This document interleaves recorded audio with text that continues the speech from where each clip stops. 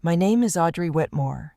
I'm 30 years old, a single mom, an interior architect, and until last summer, I thought I had successfully rebuilt my life from scratch. But then, last summer, I made a mistake. I went back. It was supposed to be just a harmless visit to the family lake house, something for my 7-year-old daughter, Lily. She'd been drawing the same lake over and over again. Ever since she was 3, little blue boats, pine trees with crooked tops, and a cabin with yellow windows. Even though she didn't remember much, her drawings remembered everything. She called it our happy place. But that happy place was soaked in history, my history. History filled with control, manipulation, and carefully constructed lies. I had cut myself off from it for 5 years after leaving Derek, my ex-husband, the golden boy of my parents' dream life, and I never looked back, until Lily looked at me with those big, hopeful eyes and said, "Do you think Grandpa still makes pancakes on the porch?" I hesitated for weeks, but nostalgia is a tricky liar, and guilt, that's an even better salesman. So we drove out. The Whitmore family lake house stood just as I remembered it, pristine, postcard perfect, and hiding rot under the floorboards. My parents, Howard and Eleanor, greeted us like royalty arriving from exile, smiles too wide, hugs too long, and unspoken judgment hanging in the air like smoke. Then came the moment that shattered everything. We had barely arrived.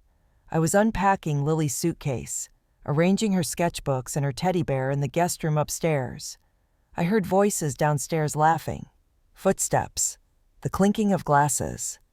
Then I heard it. A loud, crisp slap, followed by silence. Then Lily's voice, shaky, scared. "You hurt me." I dropped the suitcase and ran. In the living room, Derek stood over Lily. His hand was still half raised, his face flushed with anger.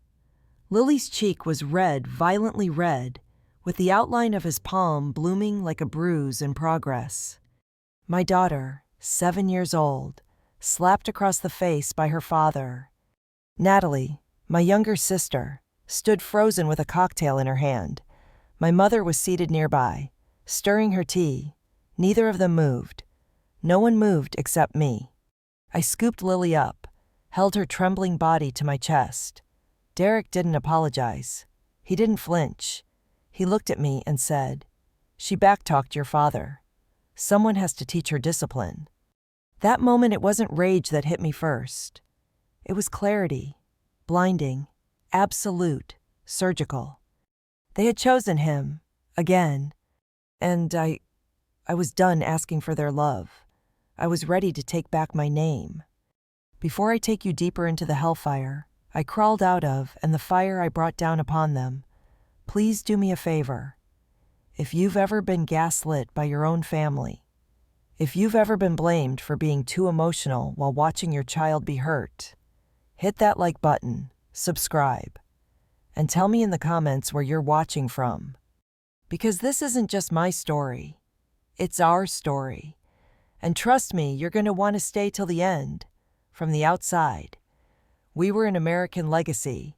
The Whitmore's Lake House summers, church fundraisers, family portraits in pressed linen. My father, Howard Whitmore, CEO of Whitmore Engineering, a board member of 3 civic foundations. My mother, Eleanor, chaired the Regional Ballet Committee for 20 years and smiled like her Botox could break glass. They had 2 daughters. The Whitmore name carried weight, not just in our town, but across the state. It was printed on scholarship plaques, engraved on the side of university halls, etched into stone at every community garden and local chapel. People shook my father's hand like they were touching legacy. But in our house, legacy came with rules. Appear perfect. Obey quietly. Don't question the narrative. Especially not the one my mother curated like an Instagram feed with no filter out of place. I was born breaking that mold. Even when I was 5, I remember asking questions that made my mother's left eye twitch. Why did Natalie always get a bigger slice of pie? Why did Dad only hug me when guests were around? Why did they keep smiling even when we were clearly not okay? I didn't know then that asking those questions made me dangerous. They didn't want dangerous. They wanted agreeable. And when they couldn't mold me, they labeled me difficult. That label followed me like a stray dog to school, to dance class, to church. Every teacher conference began with a sigh.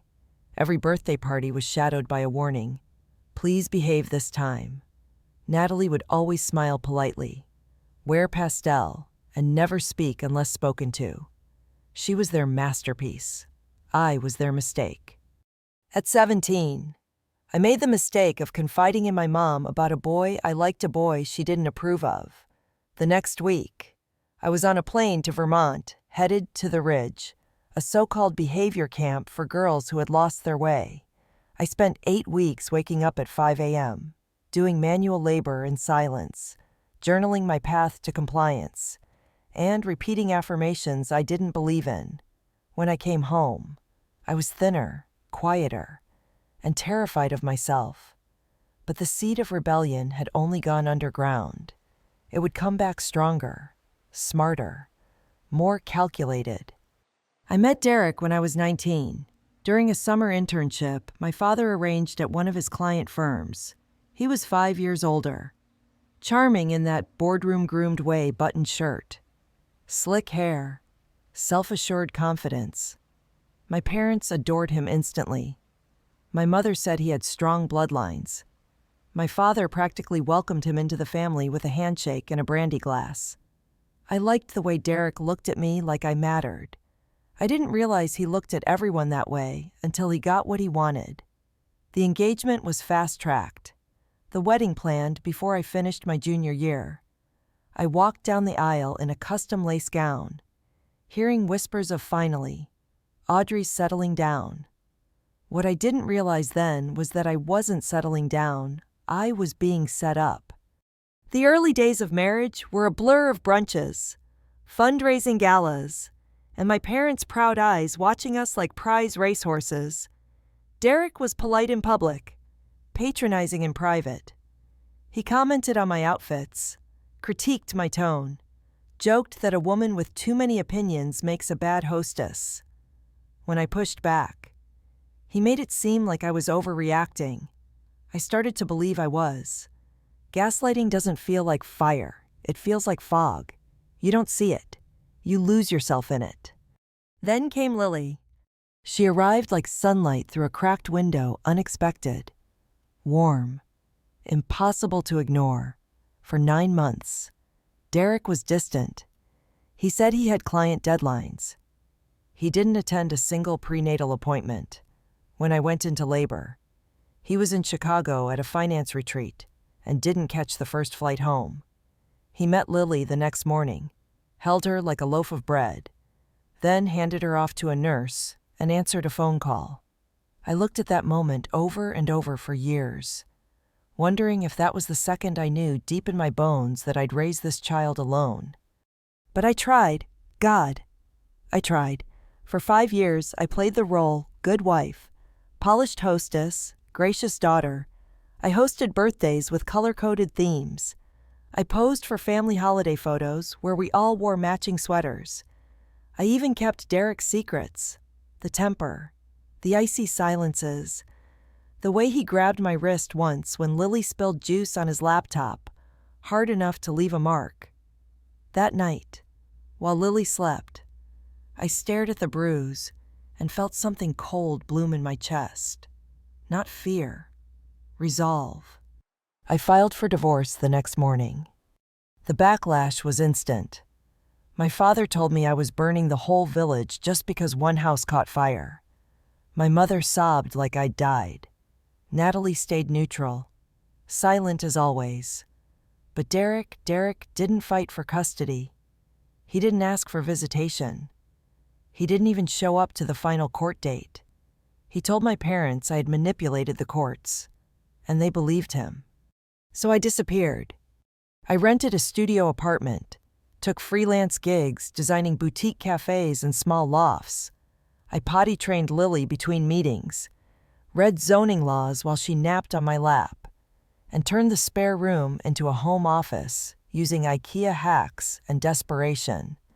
Every cent I earned went to building us a life, not a glamorous one, but a real one. I didn't tell my family where we lived. I didn't need their approval. I only needed Lily to smile, and she did, every morning. Then came the drawings. Little boats, pine trees, a yellow-lit cabin. "That's Grandpa's lake house," she'd whisper. Even though we hadn't been back since the divorce, the images haunted her dreams, and eventually, they haunted me too. So I caved, told myself it was just a weekend, just for her, that I could endure a few fake smiles and lukewarm hugs for the sake of nostalgia, that maybe, just maybe they had changed. But standing in that living room, Lily pressed into my arms, her cheek marked by Derek's palm, I realized something terrifying. They never changed, I did. And now they hated me for it. What I didn't know then was that the slap wasn't the climax of this story. It was the opening act.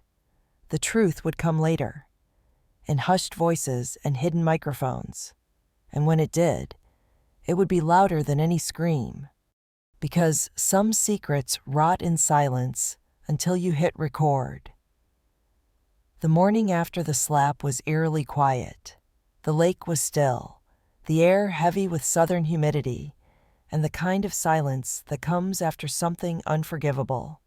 Derek had disappeared somewhere with my father, likely polishing his reputation over whiskey and golf carts. My mother pretended nothing had happened. She brewed coffee, sliced strawberries into perfect fan shapes, and asked Lily if she wanted to go canoeing. Natalie avoided eye contact. I, meanwhile, sat on the edge of the guest room bed with my daughter sleeping next to me, watching the red mark on her cheek fade into a shadow that would never quite go away. I had decided we'd leave that day. No dramatic exit, no explanation. I would pack, book a rideshare back to town, and disappear again.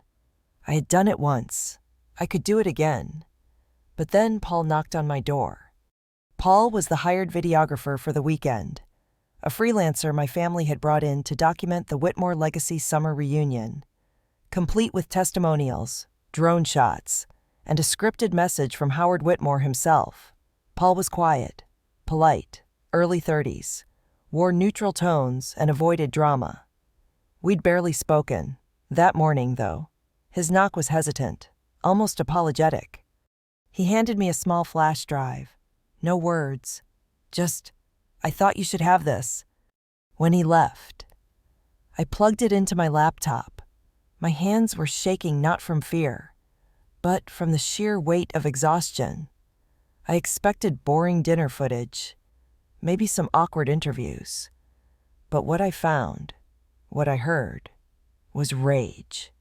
The footage started in the dining room from the night before we arrived. The camera had been recording test audio, left running while Paul adjusted lighting. The angle showed nothing but a view of the fireplace mantel, but the voices were crystal clear. "Derek, she's coming, right? Audrey, you know she'll play the victim. She always does. Eleanor. Let her come. All she has is that child. She's fragile. She'll fold. Howard. As long as she doesn't start up again with her feminist lectures. This weekend isn't about her. Derek again, if she gets in my way. I swear I'll fix it. Discipline runs in the bloodline. Laughter, real, casual, comfortable laughter." I froze. They weren't caught in a moment of heat. This wasn't people losing their tempers. It was a premeditated narrative. They had rehearsed it, discussed me like a liability, dissected my motherhood like it was a scandal to manage. Lily was just a pawn in their theater of control. But then came the final blow, my own mother's voice, smooth as tea. She should have never had that child. She was unstable then, and she still is. If it weren't for Derek's restraint, we'd already have custody. Restraint. My blood turned cold. That man slapped my child, and they saw it as restraint. I slammed the laptop shut. The room spun for a moment. It wasn't the betrayal that broke me, betrayal I expected. It was the fact that I had once, however briefly, hoped they might have changed. That was my mistake. And now I was done hoping. There are moments when silence is no longer survival, when walking away feels like complicity. That moment, sitting on crisp white sheets in a lake house built on curated lies, was when I made my decision. I would not run. I would not beg. I would not ask for their decency. I would expose them for what they were. And I would do it at their altar during their carefully orchestrated family celebration. The plan came together with clinical precision. Years of designing spaces taught me how to see structure, flow, weak points. I'd learned to think like a strategist, and now I had the stakes to match. The upcoming evening was their big moment, the Whitmore Legacy BBQ, with extended family, business partners, even press. A drone team would be there. Paul had been instructed to film testimonials and family candids, but what they didn't know was that Paul was no longer working for them. He was working for me. I found him later that afternoon near the boathouse, sorting SD cards. When I approached, he looked nervous, like he wasn't sure if stepping into my fire was a good idea. But I showed him the red mark on Lily's face, now faint but unmistakable. I didn't cry. I simply said, "I'm not asking for help. I'm asking if you want to be a witness to the truth." Paul nodded, and just like that, I had an ally. We spent the next few hours planning. He would set up an alternate video feed synced to the projector scheduled for the BBQ. He'd mask the transfer behind a technical test, using a discreet laptop patch. I'd wait until the exact moment my father raised his glass for the toast. That was the key. Everything in Whitmore life was choreographed. The family didn't speak until Howard did. If I cut in mid-toast, they'd be forced to listen. There'd be no polite way out. All I had to do was bide my time and keep Lily safe. That night, I dressed with purpose. I wore a cream linen jumpsuit, not flashy, but sharp. I tied my hair back and wore no makeup. I wanted them to see my face, plain and clear, and remember exactly what they had underestimated. The lawn was lit with fairy lights and rented lanterns. Caterers moved in perfect rhythm. The scent of grilled rosemary lamb mingled with sweet tea and cologne. People laughed, glasses clinked, cameras flashed, and somewhere under it all, rot crawled just beneath the surface. I watched Derek pose for photos with my father. I watched my mother pour wine into flutes and kiss cheeks she didn't mean to kiss. Natalie sat quietly in the corner, eyes flicking toward me every few minutes, like she knew something was coming but didn't know what. When the toast began, it was everything I expected: praise for legacy, celebration of family, subtle jabs at the resilient spirit of kinship. Then my father raised his glass and said, "To strength and tradition, and loyalty above all." That was my cue. I stepped forward, every eye turned. My mother blinked. Once, Derek smirked. "Sorry to interrupt," I said, "but I'd like to share a little something about loyalty and strength. After all, this is a celebration of truth, isn't it?" Paul hit play. At first, confusion. The screen showed the fireplace. Then came the voices, crystal clear, unedited. Derek mocking me, my mother dissecting my sanity, Howard dismissing me as a nuisance, laughter, casual, damning laughter. Gasps spread like wildfire. Someone dropped a glass. My aunt grabbed her husband's arm. Natalie put her hand to her mouth. And then the kicker, the photo Paul had overlaid on the final audio clip, Lily's bruised cheek. Time-stamped, undisputed. No one spoke. For the first time in years, The Whitmores were silent. But I wasn't finished. I stepped forward again. You wanted legacy. You wanted loyalty. Well, this is mine, protecting my daughter, speaking truth when no one else will, and refusing to let your silence become my shame. Then I turned, took Lily's hand, and walked out. But what came next, I could have never predicted, because even rot, when exposed to light, doesn't just sit there. It starts to burn. When we left the lawn that night, hand in hand, Lily clutching her stuffed rabbit like a shield, the only sounds behind us were gasps and hurried whispers. I didn't turn around. I didn't need to. I knew what was happening without seeing it, like the moment before a storm touches down. You can smell the panic in the air. We drove to a motel just outside the county line. Lily fell asleep in the back seat before we even hit the main road. Her body curled like a question mark, exhausted from the weight of truths too big for her 7-year-old heart. I watched her chest rise and fall in the motel bed as I sat by the tiny laminate desk and opened my laptop. Paul had already uploaded the footage to a private link. No edits, no filters, just raw, brutal clarity. I hovered over the share button for a full 30 seconds. I wasn't afraid, not of them, not anymore. But I did feel something like grief. Grief for the version of me that had still hoped. That had come back for the sake of a childhood memory she couldn't reclaim. That version of me died on the Whitmore lawn, buried beneath Derek's smirk and my mother's wine glass. So I clicked. I sent the link to 4 people, a regional parenting journalist who followed me on Instagram, a local women's advocacy group, a private law contact I'd met through a former client, and my former college roommate, now a content editor for a mid-sized online news outlet. Then I closed the laptop and went to bed, curling up next to my daughter. I didn't dream. I didn't need to. I had work to do in the morning. By sunrise, the story had started to ripple. The journalist wrote back, "First, is this real? Can I verify I gave her Paul's number?" The advocacy group reposted the video with the caption, "This is why we speak. This is why we protect each other." The news outlet didn't hesitate. They uploaded an article titled "Family Dynasty or Cult of Silence Inside the Whitmore Legacy," with direct quotes from the audio and side-by-side images of Lily's bruise and Howard Whitmore's community awards. It was nuclear. By noon, the local paper picked it up. By dinner, 3 national blogs had run breakdowns of what went down at the Whitmore BBQ.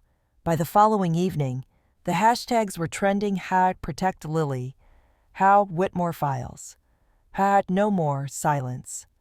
But the most satisfying fallout wasn't online. It came in the form of a phone call from a number I recognized but hadn't seen on my screen in over 5 years. Natalie. Her voice was quiet, stripped of the frost she'd worn like armor since we were kids. "They're melting down. Audrey," she said. "Dad's threatening lawsuits. Mom's not eating. Derek's blaming everyone but himself." And she hesitated. "I think I believe you now. I always suspected. But hearing them talk like that..." I didn't say anything. I didn't forgive her. Not yet. But I listened. Then she said something that stopped me cold.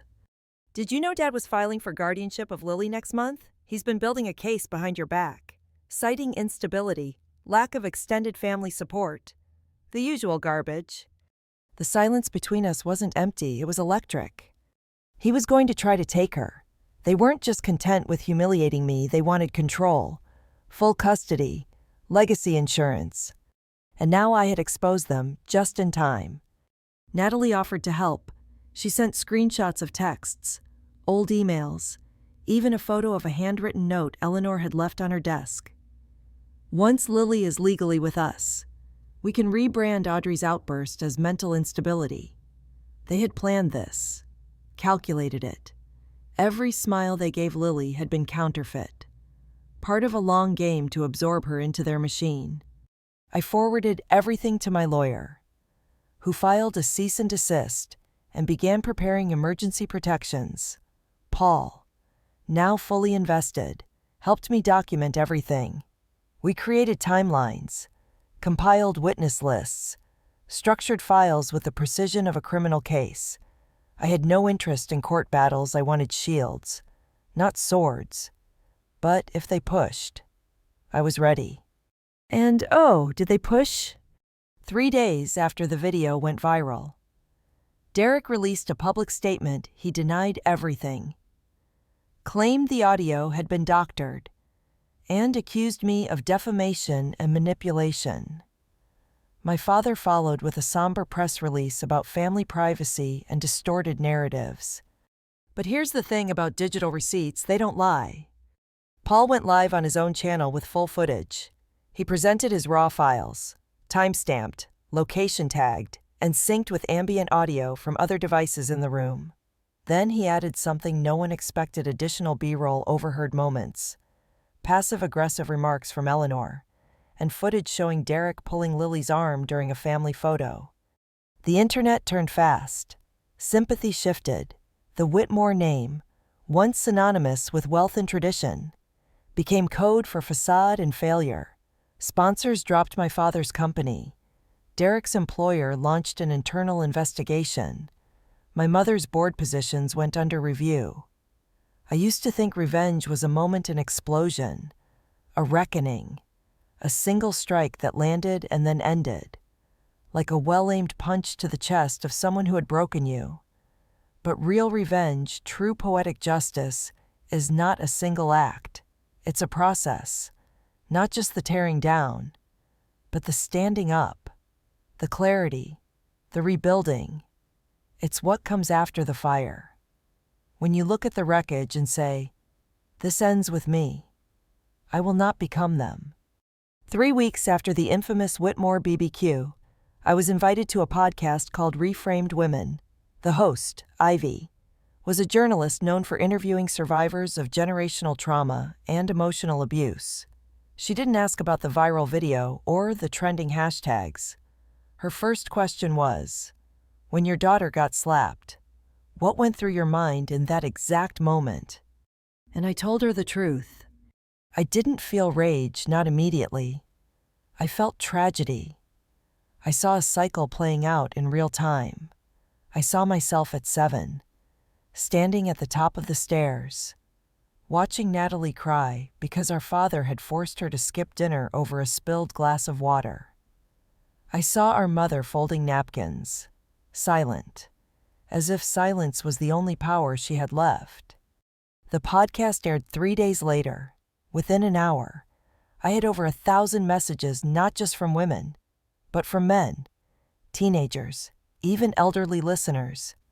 They told me about their families, about the shouting behind closed doors, about the guilt of speaking up, about being labeled too sensitive, dramatic, unstable, for simply reacting to cruelty.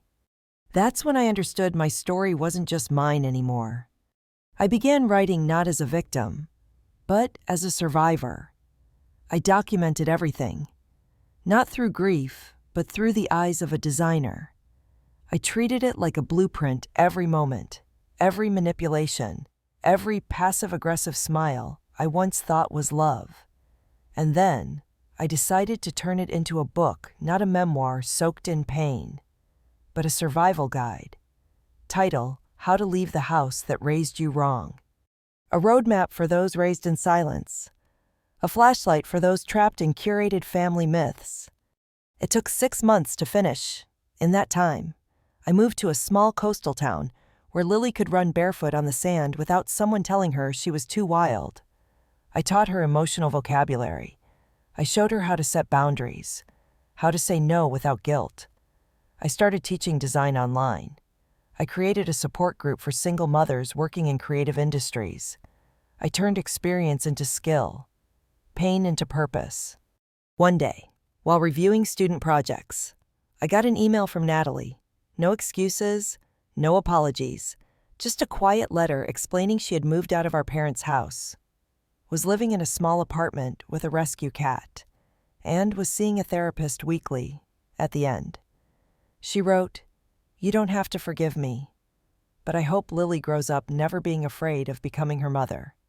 I cried, not for forgiveness, but because, for the first time, Natalie had said something without filtering it through fear, legacy, or performance.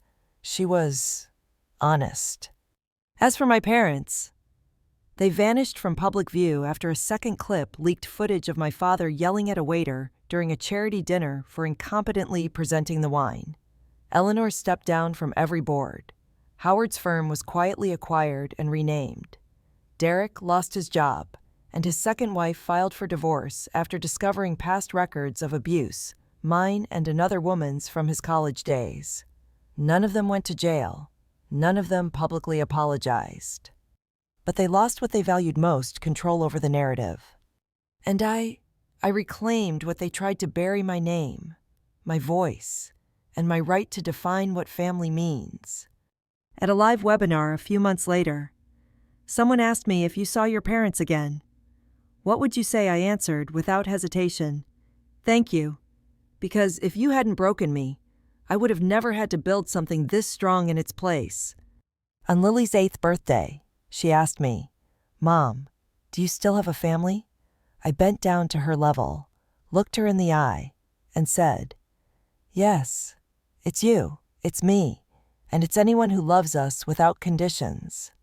That afternoon, we folded a small paper boat and released it into the ocean. Lily had written on it, in big, careful letters, "Mom chose me. I'll always choose her." The waves carried it away until it vanished beyond the horizon, but I knew the love written on it would never be lost, because some families are not built from blood. They're forged in truth, rebuilt in courage, and held together by hearts that dared to break, then chose to heal. And if you're still listening now, maybe you too were hurt by people who were supposed to protect you. I don't have all the answers, but I know this for sure. You're not crazy. You're not weak.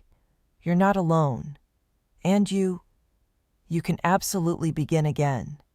If this story reminded you of your own or someone you love, drop a comment, share your experience, or just leave a single dot to let us know you're here.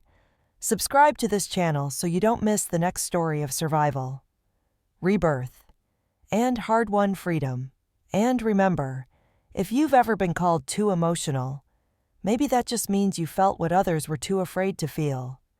But the real crack in their empire came from within. Natalie, perhaps out of guilt, perhaps out of long-buried rebellion, sat down with the same journalist who first broke the story. She didn't defend me, she told her own story of being silenced, polished, forced into dresses she hated, coached to smile through panic attacks.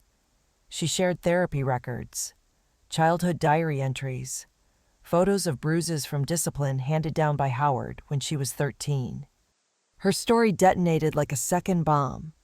Suddenly, the Whitmore scandal wasn't about a slap, it was about systemic emotional abuse, generational control, and the perfection mask many families wear until it cracks under scrutiny. More people came forward: old employees, housekeepers, even former friends who admitted they'd witnessed things but were too afraid to speak. And me, I watched. I didn't celebrate. I didn't gloat. I didn't post triumphant selfies or clap back on social media. I just kept Lily close, held her tighter, and made her pancakes with extra whipped cream. Then, one morning, about 2 weeks after the BBQ, I got an email from my college friend, now a podcast producer, who said, "You have a story, if you're ready to share it fully. Not just the scandal, but the recovery. I want to help you tell it." That email sat in my inbox for a day. I thought about everything: the motel, the slap, the audio, the toast, the silence, and I knew, deep in my bones, that this wasn't just about vengeance. It was about voice, about reclaiming the narrative that was stolen from me when I was 17 and labeled a problem instead of a person. I clicked reply. I typed one word, yes. But even then, I had no idea what would come next. Because when you tell the truth out loud, especially the kind that others want buried, sometimes it grows wings and flies further than you ever imagined.